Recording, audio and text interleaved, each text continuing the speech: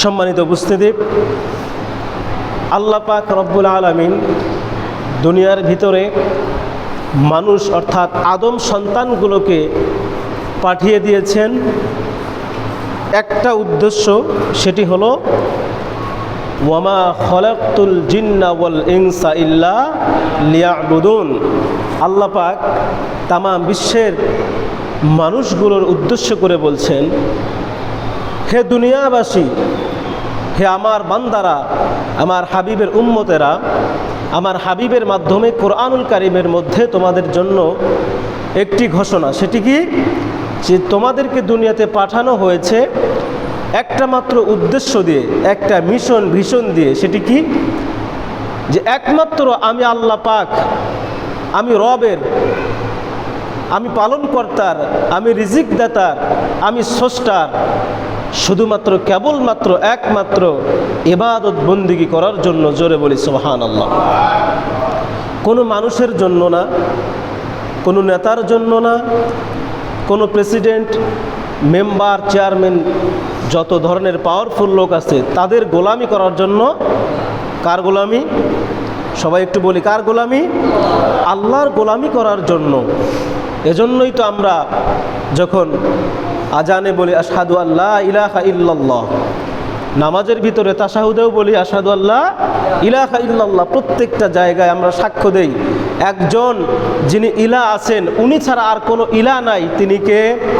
জোরে বলেন, তিনি কে? সেই আল্লাহর ইবাদত করার জন্য আল্লাহ পাক রব্বুল আলামিন আমাদেরকে দুনিয়াতে পাঠিয়েছেন।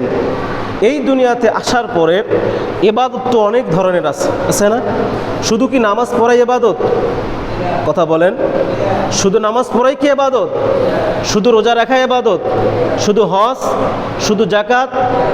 বিভিন্ন ক্ষেত্রে ইবাদত আছে।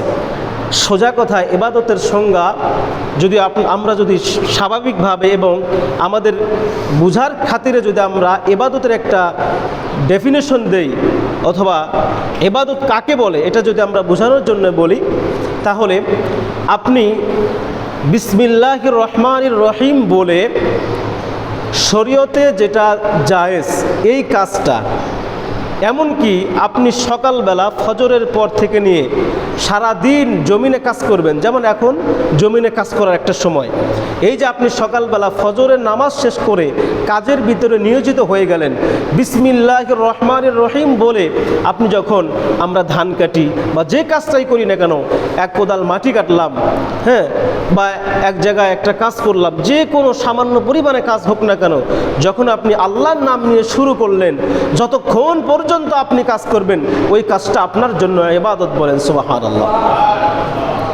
একজন মানুষ ফরজ নামাজ পড়ার পরে বৃদ্ধ বয়স্ক লোক যারা, তারা দেখা যায় মসজিদের ভিতরে বসে বসে কি করে? তাসবিহ পড়ে। এটা কি ইবাদত না? সবাই একটু বলেন, এটা ইবাদত না? নামাজ শেষ, নামাজের পরে আপনি মসজিদে বসে বসে তাসবিহ গুনতেছেন, এটা একটা ইবাদত। এখন যারা ইয়ং জেনারেশন যুবক আছে তারাও ফরজ পড়লো, ফরজ পড়ার পরে সুন্নত পড়ে যখন বের হয়ে গেল, কিসের উদ্দেশ্যে? কারণ তাদের এখন কাজ করতে হবে, জমিনে কাজ করতে হবে। এই যে তারা জমিনে কাজ করলো, আর মুরব্বী মানুষ, বৃদ্ধ বাবা মসজিদে বসে তাসবিহ পড়তেছে, সেটা তার ইবাদত। আর একজন ইয়ং মানুষ, যুবক মানুষ, সে যতক্ষণ পর্যন্ত নামাজ শেষ করে, ফরজ ইবাদত শেষ করে জমিনের ভিতরে কাজ করবে, আপনি মসজিদে বসে তাসবিহ গুনতেছেন, এটা আপনার ইবাদত।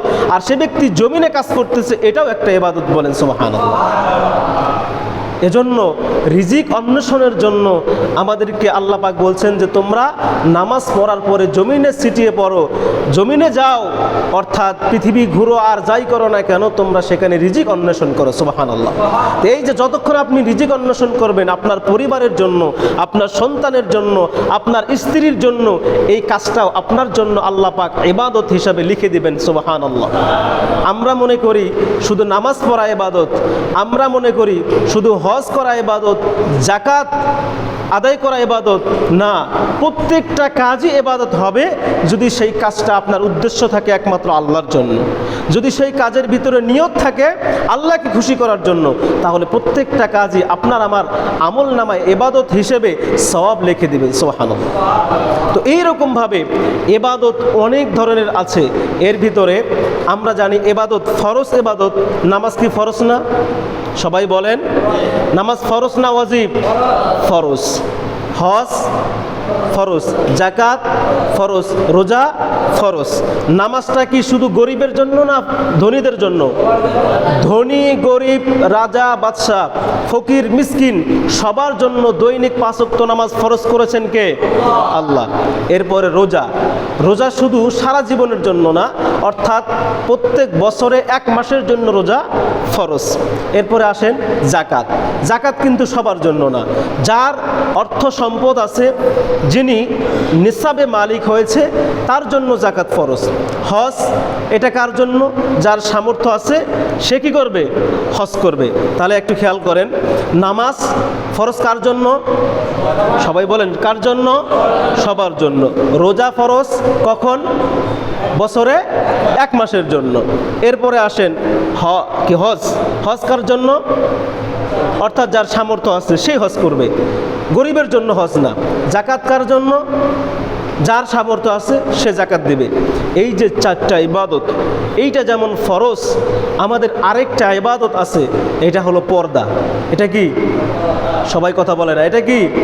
পর্দা ফরজ ওয়াজিব না সুন্নত? সবাই জোরে বলতে হবে, ফরজ ওয়াজিব না সুন্নত? ফরজ ইবাদত। নামাজ আপনি দৈনিক 5 ওয়াক্ত নামাজ পড়লেন, এটা আপনি ফরজ আদায় করছেন।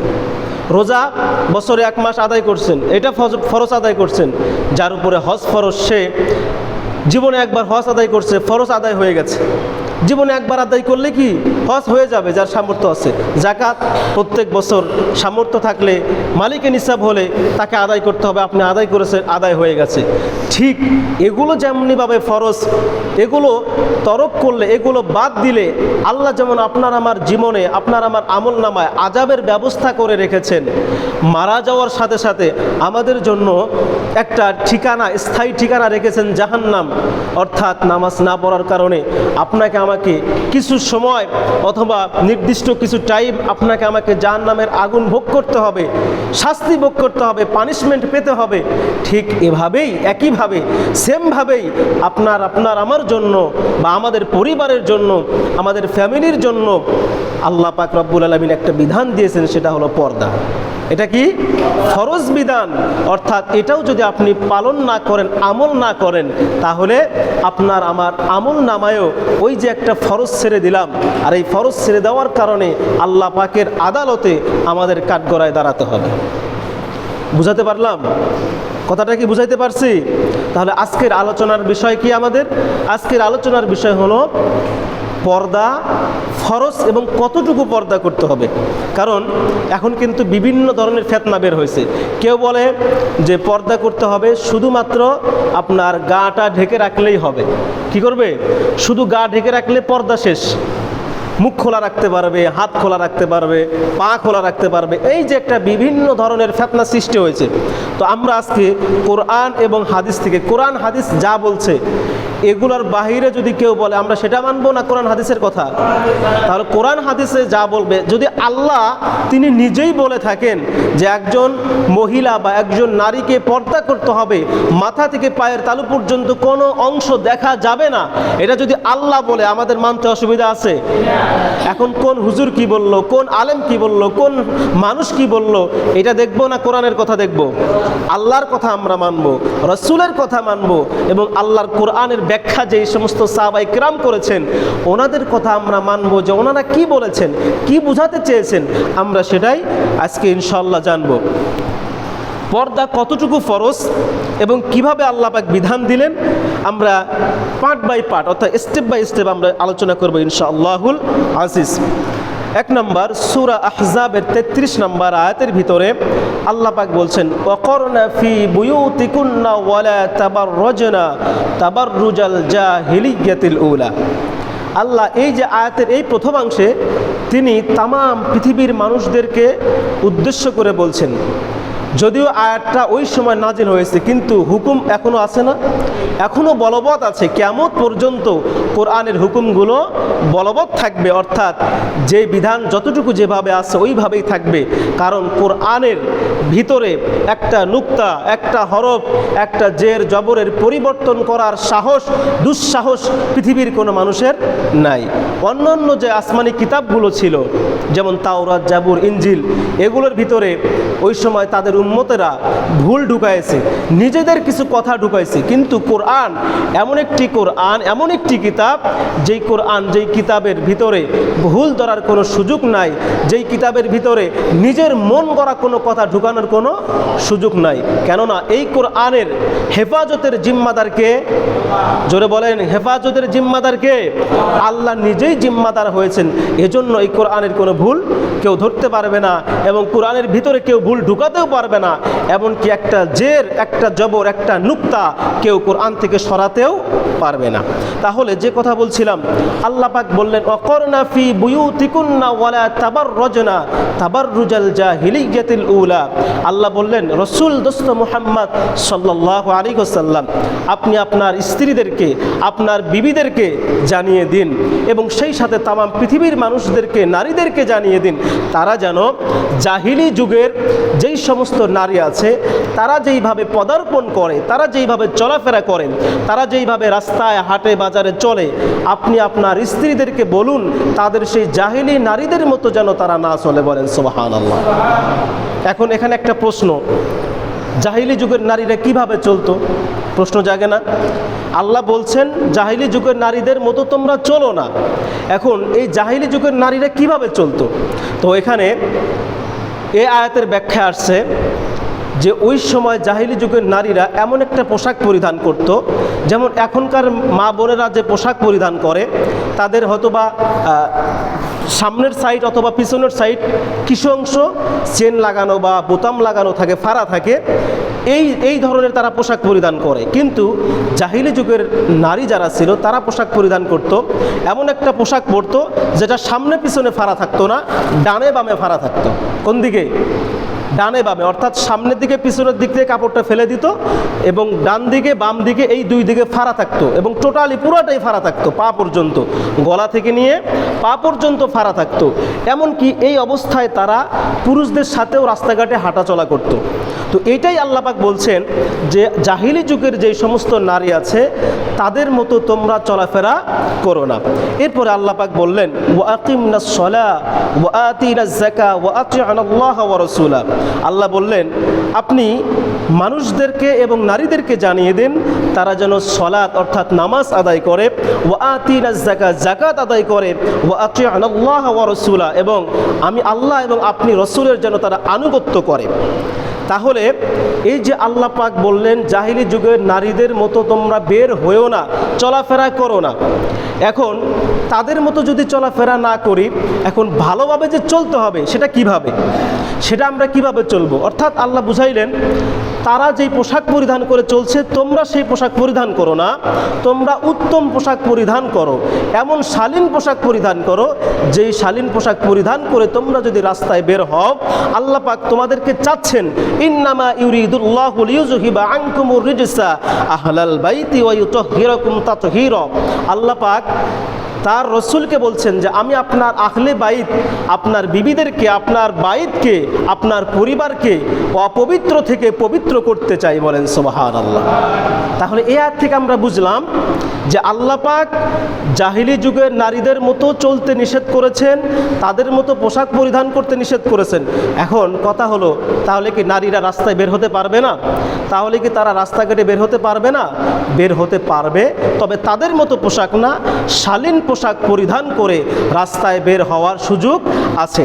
শালীন পোশাকটা কেমন হবে এটা আমরা সূরা আহজাবের 59 নম্বর আয়াতের ভিতরে জানবো।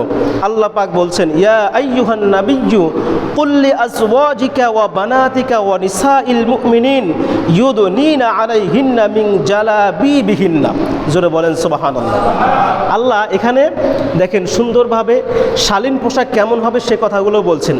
আল্লাহ বলছেন, ইয়া আইয়ুহান নাবী, হে আমার নবী, কুল আপনি বলুন, লি আজওয়াজিকা আপনার বিবিদেরকে, ওয়া বানাতিকা আপনার কন্যাদেরকে, ওয়া নিসাইল মুমিনিন তামাম পৃথিবীর ভিতরে যত নারী আছে তাদেরকে জানিয়ে দিন, ইউদনিনা আলাইহিন্না মিন জালাবিবিহিন্না। আল্লাহ পাক বললেন এই সমস্ত মানুষগুলো, মহিলাগুলোকে আপনি বলুন তারা যেন তাদের চেহারার উপরে, তাদের সেই বডির উপরে, তাদের সেই শরীরের উপরে একটা চাদরের কিয়দাংশ অর্থাৎ একটা চাদরের কিছু অংশ তাদের শরীরের ভিতরে আবৃত করে নেয়। বলেন সুবহানাল্লাহ। এখন চাদরটা কতটুকু ঢেকে নেবে, কতটুকু জায়গায় চাদরটা পড়বে, এই আয়াতের ব্যাখ্যায় আব্দুল্লাহ ইবনে আব্বাস রাদিয়াল্লাহু তাআলা আনহু তিনি ব্যাখ্যা করেছেন চমৎকার এবং সুন্দরভাবে। তিনি বলেছেন যে আল্লাহ পাক এখানে বুঝাতে চেয়েছেন, হয়তো অনেকে এই আয়াতের সরল অনুবাদ করে বলতে পারে বা বুঝতে পারে, আমরা যারা জেনারেল মানুষ আছি কোরআনের যখন বঙ্গানুবাদগুলো পড়ব বা অনুবাদটা পড়ব তখন হয়তো আমরা বুঝবো যে আল্লাহ পাক চাদর দিতে বলেছেন, তো চেহারার কথা তো বলে নাই। সুতরাং আমরা আমাদের মা বোনদের শরীরের উপরে কাপড় পরিধান করুক, তার উপরে বোরকা পরুক, যেটাই পরুক, চেহারাটা খোলা রাখবে। কিন্তু না, আব্দুল্লাহ ইবনে আব্বাস রাদিয়াল্লাহু তাআলা আনহু তিনি হলেন রাইসুল মুফাসসিরিন। গোটা পৃথিবীর ভিতরে যত মুফাসসির ছিল এবং যারা আছে এবং আসবে, কিয়ামত পর্যন্ত যত মুফাসসির আসবে, সকল মুফাসসিরের যিনি সর্দার, সকল মুফাসসিরের যিনি নেতা, তিনি যেই ব্যাখ্যা করেছেন ওনার ব্যাখ্যার উপরে আর কারো ব্যাখ্যার কোনো গ্রহণযোগ্যতা আছে? উনি যেটা বলেছেন ওটা আমরা মানবো না, এখন যারা কেউ বললে সেটা মানব। কারণ উনি নবীর সাহাবী এবং আব্দুল্লাহ ইবনে আব্বাস এমন একজন ব্যক্তি ছিলেন, আল্লাহ রসুল সাল্লাল্লাহু আলাইহি ওয়াসাল্লাম তার জন্য এমন একটি দোয়া করেছিলেন যেই দোয়ার কারণে আব্দুল্লাহ ইবনে আব্বাস রাদিয়াল্লাহু তাআলা আনহুকে আল্লাহ পাক তার যখন বয়স 12 বছর, আমাদের সন্তানেরা যখন 10-12 বছর তারা কি খুব বেশি বুঝে? খেলাধুলার ভিতরেই তো মগ্ন থাকে। অথচ হাদিসের ভিতরে আসছে আল্লাহ রসুল সাল্লাল্লাহু আলাইহি ওয়াসাল্লাম আব্দুল্লাহ ইবনে আব্বাসের জন্য দোয়া করেছিলেন, যার কারণে 12 বছরের ভিতরেই গোটা কুরআনুল কারীমের ব্যাখ্যা আল্লাহ পাক তার সিনায় দান করেছেন। বলেন সুবহানাল্লাহ। এজন্য যত সাহাবায়ে কেরাম ছিলেন, কোনো রসুল সাল্লাল্লাহু আলাইহি ওয়াসাল্লাম দুনিয়া থেকে যাওয়ার পরে কোরআন নিয়ে যদি কোনো সমস্যায় পড়তেন, কোনো সমস্যার সম্মুখীন হতেন, তারা দৌড়াইয়া আব্বাস রাদিয়াল্লাহু তাআলা আনহু আব্দুল্লাহ ইবনে আব্বাসের কাছে যাইতেন আর তার কাছ থেকে সমাধান নিয়ে আসতেন। বলেন সুবহানাল্লাহ। এত চমৎকার তিনি আলোচনা করতেন, ব্যাখ্যা করতেন, এজন্যই তাকে রাইসুল মুফাসসিরিন বলা হয়। অর্থাৎ সমস্ত মুফাসসির যারা আছেন তাদের নেতা এবং তাদের বড় যাকে বলা হয়, সর্দার বলা হয়, লিডার বলা হয়, তিনি হলেন আব্দুল্লাহ ইবনে আব্বাস। তো তিনি ব্যাখ্যা করেন, তিনি বলেন যে আল্লাহ পাক এখানে বলছেন, ও দুনিয়ার নারীরা তোমরা শোনো, তোমাদের শরীরের উপরে যে চাদর দিবা এটা কোথা থেকে? অর্থাৎ মাথা থেকে নিয়ে একটা চাদর বা একটা চাদরের কিয়দাংশ তোমাদের চেহারা পর্যন্ত, তোমাদের বক্ষ পর্যন্ত তোমাদের শরীরের উপরে ঢেকে দাও। বলেন সুবহানাল্লাহ। তাহলে এই আয়াতের ব্যাখ্যা আব্দুল্লাহ ইবনে আব্বাস কি বললেন? তিনি বললেন যে নারীদের চেহারাও কি করতে হবে? ঢাকতে হবে। এই চেহারা ঢাকাটাও আমাদের যে মা বোন যারা আছে তাদের পর্দার বিধানের ভিতরে এটা একটা বিধান। এখন কেউ যদি বলে যে না চেহারা খোলা রাখতে হবে, এই কথা মানবো না আল্লাহর কথা মানবো? জোরে বলেন, আল্লাহর কথা মানতে হবে। এজন্য আমাদের মা বোনদেরকে পর্দা করার ক্ষেত্রে আপনাকে এটা বুঝাতে হবে যে না চেহারাটাও এটা একটা আমাদের পর্দার একটা অংশ। এবার মাঝখান থেকে একটা আমি কথা বলি হাদিস শরীফ থেকে, মুসনাদে আহমদের একটি হাদিস। চেহারা যে ঢাকতে হবে, কেন ঢাকতে হবে, এটারই একটা ব্যাখ্যা স্বরূপ মুসনাদে আহমদ 5 নম্বর খণ্ড 424 পৃষ্ঠার ভিতরে হাদিসটি আসছে। যেমন আমরা যারা যুবক, যারা বিয়ে করেছি এবং যারা করি নাই, যারা বিয়ে করেছি আমরা কি করি? যখন একটা মেয়েকে দেখতে গেছি, আচ্ছা মেয়েটার কি চেহারা দেখছি না, নাকি কেউ তার বডি দেখে? নাউজুবিল্লাহ, এটা তো বলাও ঠিক না। তো একজন মানুষ একটা মেয়েকে বিবাহ করার উদ্দেশ্য যদি দেখতে যায়, দেখে কি? তার চেহারা ফেস কাটিং দেখে যে ফেস কাটিংটা কেমন ঠিকঠাক আছে কিনা, সুন্দর আছে কিনা, বা এটাই দেখে। তো আল্লাহ রসুলও সেটাই বলছেন মুসনাদ আহমদের ভিতরে যে একজন যুবকের জন্য, একজন পুরুষের জন্য একজন বেগানা নারীকে দেখার অনুমতি তখনই আছে যখন সে বিয়ে করার উদ্দেশ্যে তাকে দেখতে যায়। এই যে কিছু সময়, এই কিছু সময়ের জন্য তাকে দেখাটা আল্লাহ পাক জায়েজ করেছেন, বলেন সুবহানাল্লাহ। আর ততক্ষণ পর্যন্ত দেখলে আল্লাহ পাক তাকে গোনা দেন না, তার আমলনামায় গোনা লেখা হয় না, কারণ এই বিধানটা আল্লাহ দিয়েছেন। এখন এটাকে যদি আপনি উল্টান, এটাকে উল্টান, অর্থাৎ উল্টাবেন কেমন? রাস্তায় যদি কোনো নারীকে আপনি দেখেন, কোনো মেয়েকে দেখেন, আপনি যদি তার দিকে দেখেন তখন কি সওয়াব হবে না গোনা হবে? কিন্তু বিয়ে করার উদ্দেশ্য যখন দেখতে গেলেন তখন তাকে দেখলেন, তখন গোনা হচ্ছে না, কারণ উদ্দেশ্য কি? তাকে বিয়ে করতে গেছেন, এজন্য আল্লাহ তাকে দেখার একটা অনুমতি দিছে। কিন্তু রাস্তায় যদি আপনি তাকে দেখেন তখন কিন্তু আপনি তাকে দেখতে পারবেন না, আর দেখলেই কি হবে? গোনা হবে। এখন প্রশ্ন আমার, আপনি যে দেখলেন চেহারা দেখেই কিন্তু তাকে আপনি চিহ্নিত করলেন, আবার রাস্তায় দেখে তাকে যদি চেহারা দেখেন গোনা হয়, এখন বলেন তাহলে চেহারা পর্দার অংশ কিনা? চেহারাটা পর্দার অংশ কিনা? অবশ্যই চেহারাটা পর্দার একটা অংশ। এবার যে কথায় ছিলাম, যেখানে ছিলাম, যে আব্দুল্লাহ ইবনে আব্বাস রাদিয়াল্লাহু তাআলা আনহু তিনি বললেন যে মুখ ঢাকতে হবে, শালীন পোশাক পরিধান করতে হবে। এরপরে আসেন, এই যে মুখ আপনি ঢাকবেন, মা বোনেরা যে মুখ ঢাকবে, এটার ফায়দা কি? আল্লাহ সেটাও বলছেন। একজন নারী যদি তার সমস্ত শরীরটা ঢেকে নেয়, চেহারাটাও ঢেকে নেয়, তাহলে তার ফায়দা কি?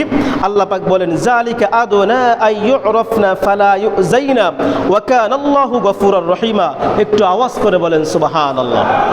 আল্লাহ পাক বলেন যালিকা আদনা আই ইউরাফনা, অর্থাৎ যেই সমস্ত নারীরা তাদের চেহারা ঢেকে নেয়, তাদের সমস্ত বডিটা ঢেকে নেয়, কোনো অংশ দেখা যায় না, এইটা করার কারণে আল্লাহ পাক বলছেন যখন নারীরা এই অবস্থায় রাস্তা দিয়ে বের হবে তখন যুবকেরা, মানুষেরা চিনতে পারে সে একজন নারী, এবং শুধু সাধারণ নারীরা, একজন ভদ্র, একজন গুণবতী, চরিত্রবান একজন নারী, বলেন সুবহানাল্লাহ। এই জিনিসটা তারা বুঝতে পারবে। ফালা ইউযাইনা, আল্লাহ পাক বলেন আরেকটা ফায়দা আছে, সেটা হলো ওই নারীদেরকে যুবকেরা এবং মানুষেরা তাদেরকে ইফটিজিং করবে না, বলেন সুবহানাল্লাহ। ইফটিজিং হয় আমাদের সমাজে, এগুলো হয় না? মেয়েদেরকে উত্ত্যক্ত করে না? এই যে ইফটিজিং, এখন আমাদের সমাজে, আমাদের দেশে কিছু সুশীল মানুষ আছে, এরা নারীদেরকে বেপর্দায় রাস্তায় ছেড়ে দিয়ে বলতেছে ইফটিজিং করতেছে। তো বেপর্দায় ছাড়লে তো ইফটিজিং হবেই। ইফ অর্থ কি? ইফ অর্থ হচ্ছে যে আদমের স্ত্রী হাওয়া, হাওয়া আলাইহিস সালাতু ওয়াস সালামের গুণ যেই সমস্ত নারীর ভিতরে থাকবে তাদেরকে যারা উত্ত্যক্ত করে, এইটাকে বলা হয় ইফটিজিং। তো এখন নামটা দিয়েছে পর্দানিশীন নারীদেরকে উত্ত্যক্ত করা ইফটিজিং। এখন আমাদের সমাজে যেটা হয়, এটা তো মানে ইফটিজিং না, এটা হচ্ছে বেপর্দা টিজিং। এটা কি? বেপর্দা টিজিং। কারণ বেপর্দা চললে তো সাধারণত যুবকরা উত্ত্যক্ত করবেই। তো এটাই আল্লাহ পাকও বলেছেন যে ওই সময় নারীদেরকে কেন এভাবে চলতে বলেছেন, কারণ জাহিলি যুগে কিছু যুবক, কিছু মানুষ রাত্রিবেলা উৎপেতে বসে থাকতো। যখন নারীরা বের হতো রাস্তায় হাজত সারার জন্য, তখন এই যুবকেরা তাদের উপর আক্রমণ করত, খারাপ নিয়তে আক্রমণ করত। সেটাই আল্লাহ পাক বলছেন এজন্য তারা যেন পর্দার সহিত নিজের শরীর আবৃত করে ঢেকে চলতে পারে, তাহলেই আল্লাহ পাক রব্বুল আলামিন তাকে হেফাজত করবেন। সুবহানাল্লাহ বলেন। এবার আসেন সূরা আহজাবের 53 নম্বর আয়াতের ভিতরে নারীরা যে পর্দা কিভাবে করেছেন, কিভাবে করবেন, আল্লাহ সেটা জানায় দিয়েছেন। ওয়াইদা সাআলতুমুহুন্না মাতাআ ফাসআলুহুন্না মিন ওয়ারাই হিজাব।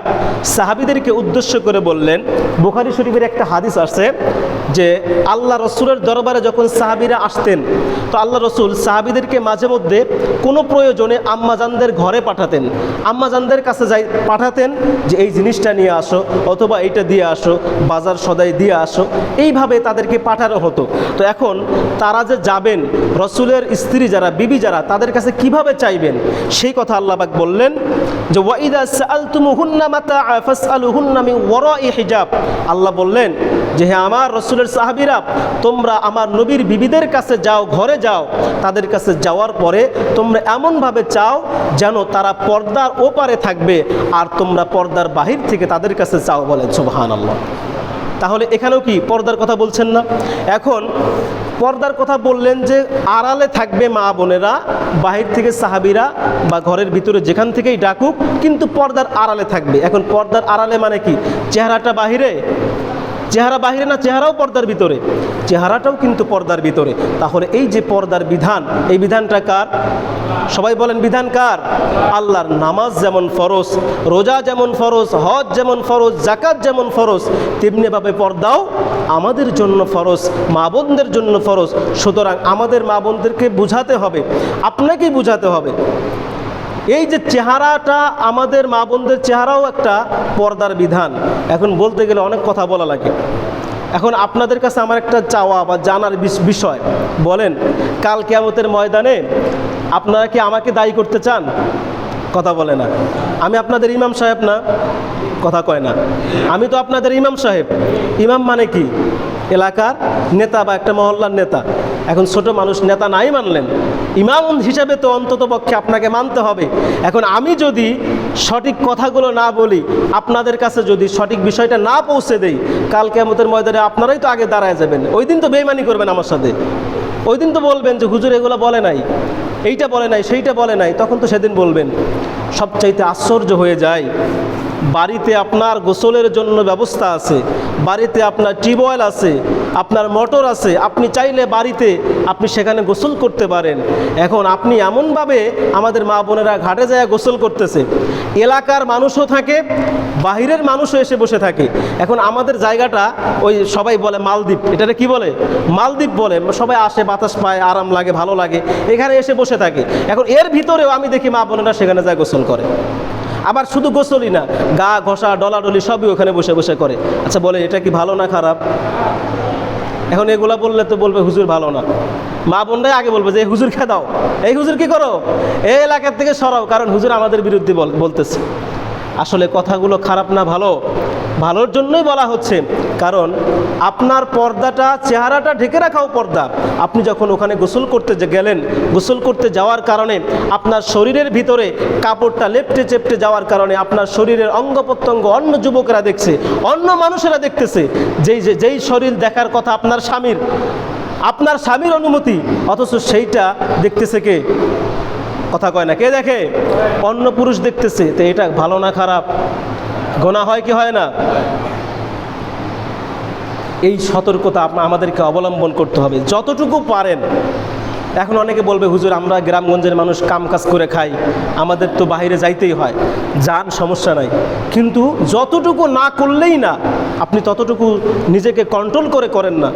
কিন্তু আপনি যদি একেবারে উন্মত্ত হয়ে যান, কোনো ভেদাভেদ নাই, সব কিছু ভুলে যদি এই কাজগুলো করেন, তাহলে এটা সমাজের জন্যও খারাপ, আপনার জন্যও খারাপ, এবং কাল কিয়ামতের ময়দানে এর জন্য তো পানিশমেন্ট আছেই, আছে না? পানিশমেন্ট আছেই।